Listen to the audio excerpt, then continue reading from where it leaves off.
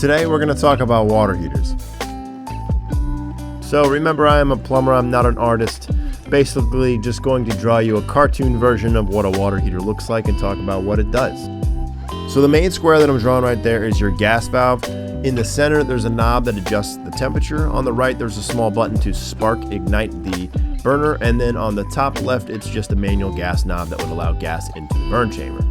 The rectangle below it is where your burner assembly would go. On the left side there's usually a sight glass that you can see inside of it, and a couple things that go inside and connect to the burner assembly. The small piece just to the right of the gas valve would be your drain valve, and the one that I'm drawing currently is your temperature and pressure relief valve.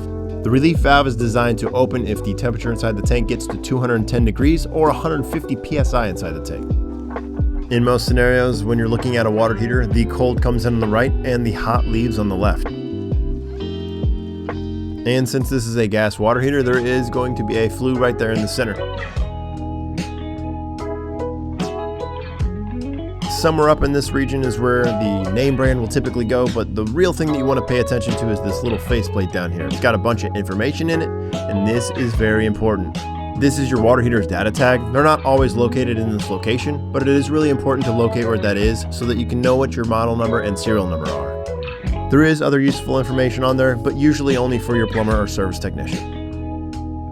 And the last thing that I drew on there was a discharge tube for your T&P valve. If that water ever expels, it's going to either come out with a lot of pressure, or it's going to be really hot, or maybe both.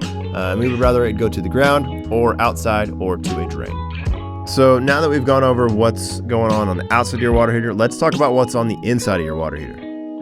When you see a water heater, all you're seeing is really the outer shell. There's an inner shell that actually holds the water, and in between those two is a little bit of insulation.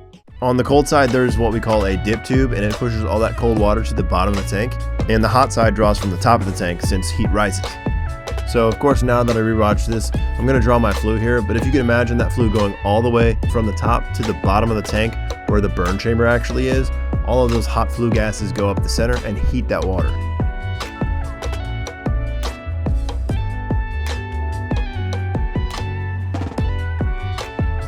Since that water from the cold side enters through the dip tube, it goes to the bottom of that tank and immediately starts to get heated by the flame.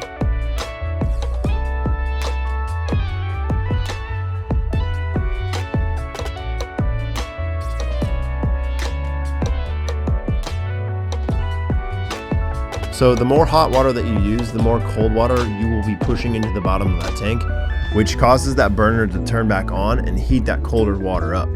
So if you've ever been in the shower for 15, 20, 30 minutes and you end up not having any more hot water, it's because you're using more water than your water heater can heat in the amount of time that you're using it.